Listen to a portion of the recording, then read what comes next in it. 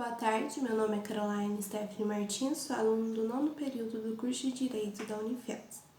Venho, através desse vídeo, apresentar o trabalho de processo constitucional do professor Pablo.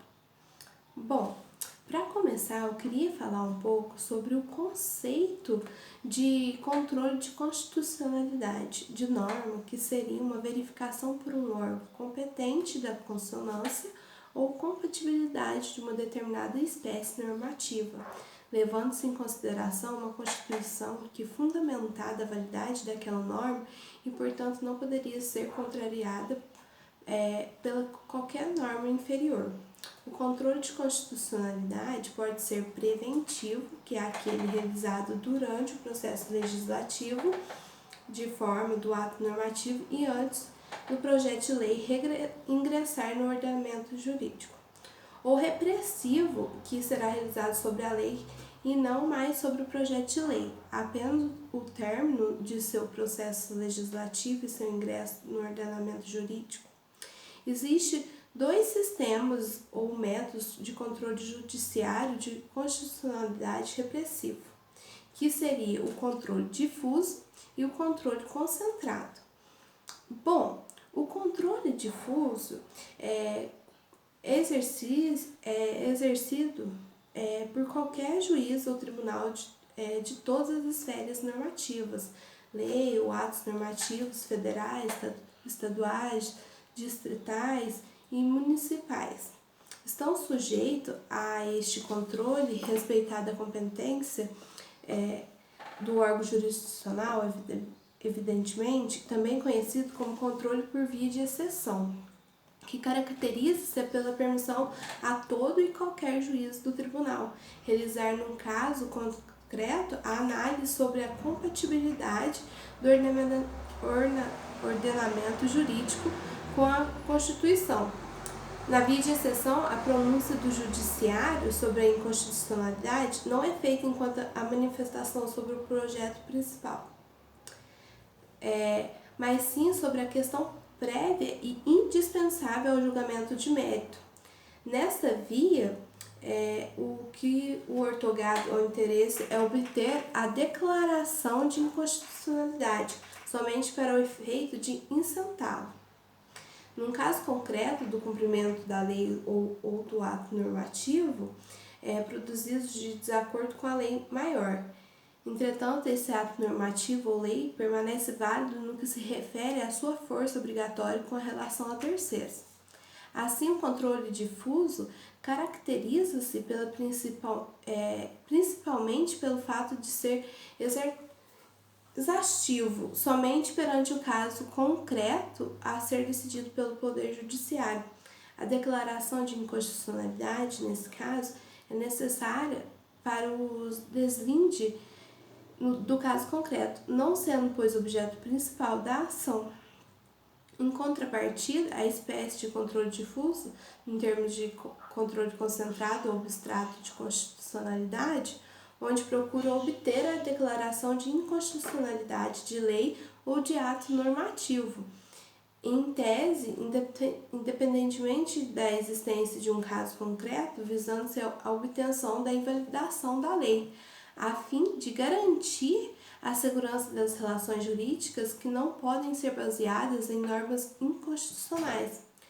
A declaração de inconstitucionalidade é, pois, o objeto principal da ação.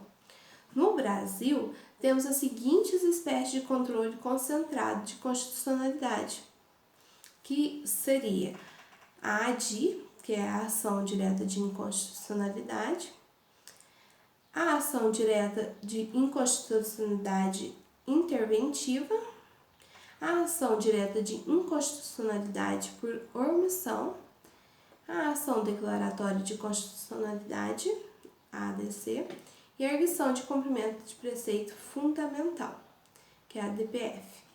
Bom, eu vou falar um pouco sobre a ADI, a ação direta de inconstitucionalidade. O que seria a ADI? É uma ação que tem por finalidade declarar que uma lei ou parte dela é inconstitucional, ou seja, contrária à Constituição Federal.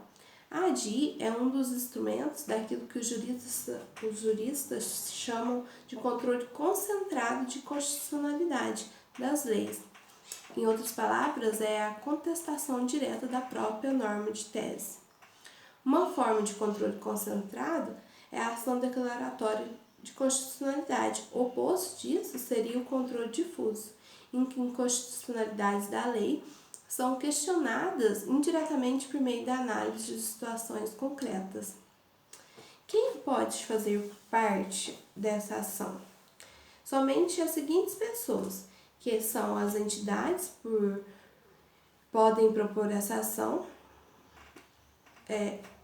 Presidente da República, mesa do Senado Federal, mesa da Câmara de Deputados, mesa da Assembleia Legislativa ou da Câmara Legislativa do Distrito Federal, governador de Estado ou Distrito Federal, Procurador-Geral da República, Conselho Federal da Ordem de Advogados, partido político com representação no Congresso Nacional, confederação sindical ou entidade de classe no âmbito nacional. Não pode haver intervenção de terceiros no processo, ou seja, partes que não estavam originalmente na causa não podem ingressar posteriormente. A tramitação, como que funciona? A petição inicial deve conter cópia da lei ou do ato normativo que está sendo questionado. Ela deve ser fundamentada, caso contrário, pode ser impugnado de imediato pelo relator. O relator deve pedir informações às autoridades quem emanou a lei, tais como o Presidente da República, Congresso Nacional, para estabelecer o contraditório. Considerando a relevância da matéria e a representatividade dos requerentes, o relator poderá ouvir outros órgãos ou entidades.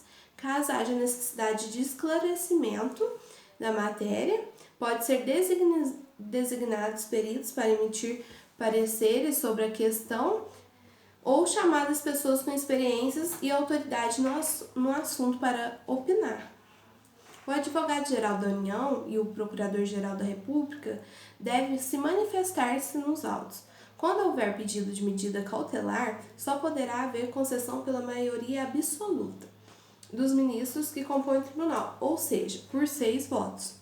Somente em casos excepcionais de urgência, a cautelar poderá ser defendida sem que sejam ouvidas as autoridades de quem emanou a lei. Uma vez proposta a ação, não se admite a desistência. A decisão sobre a constitucionalidade ou inconstitucionalidade da lei somente será tomada se estiver presente na sessão de julgamento pelo menos 8 ministros. Uma vez proclamada a Constituição em uma DC, será julgada improcedente a eventual ação direta de inconstitucionalidade contra a mesma lei. Desse modo, uma vez programada a inconstitucionalidade em ADI, será improcedente a ação declaratória de constitucionalidade contra a mesma norma. Contra a decisão que declara a constitucionalidade ou inconstitucionalidade, não cabe recurso de qualquer outra espécie, com exceção de embargos declaratórios, consequências jurídicas.